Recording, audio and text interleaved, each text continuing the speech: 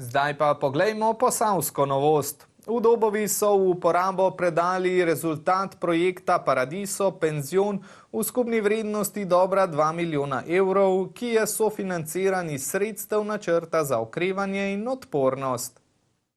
Pretežni del investicije je predstavljala izgradnja Paradiso penziona, kjer so pridobili kar nekaj nastanitvenih sob s kategorizacijo 4 zvezdic. Na streho objekta so namestili sončno elektrarno, predmet investicije pa je tudi temeljita digitalizacija. Danes odpiramo naš nov penzion Paradiso, ki obsega 14 nadstandardnih sob, gre za butično zgodbo, pri tem pa našim gostom ponudimo nekaj novega. Nekatere sobe vsebujejo džakuzije, druge savne, družinske sobe in pa ostale navadne sobe.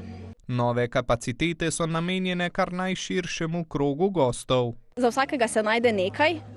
Kot nadstandard sem mislila v smislu, da te z džakuzijem in savno so namenjene za goste, ki se želijo razvajati. Zaključek naložbe sovpada s praznovanjem 100-letnice turizma v občini Brežice. Strategija je nastavljena v bistvu na ta butični, trajnostni, zelen turizem.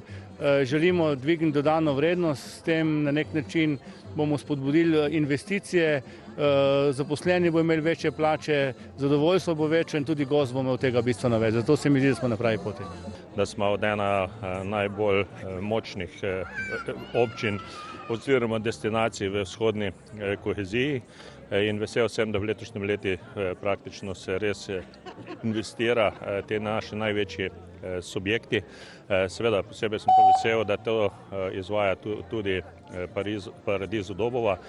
Praktično vemo, da Dobova v preteklosti bila predvsem poznana po predelovalni industriji. Razvoj term sovpada s strategijo razvoja turizma v občini. Predvsem za butične toplice, trajnostno naravnane, ki se povezujejo z lokalnim skupnostim, z našim zavodi in pa še seveda gre to za manjše butične na realnim kapitalom lastnikov, tako da sam osebno lahko rečem samo, da sem ponosen, vesel in jaz jim samo želim, da bi nadaljevali z to res izjemno uspešno potjo v zadnjih desetletjih.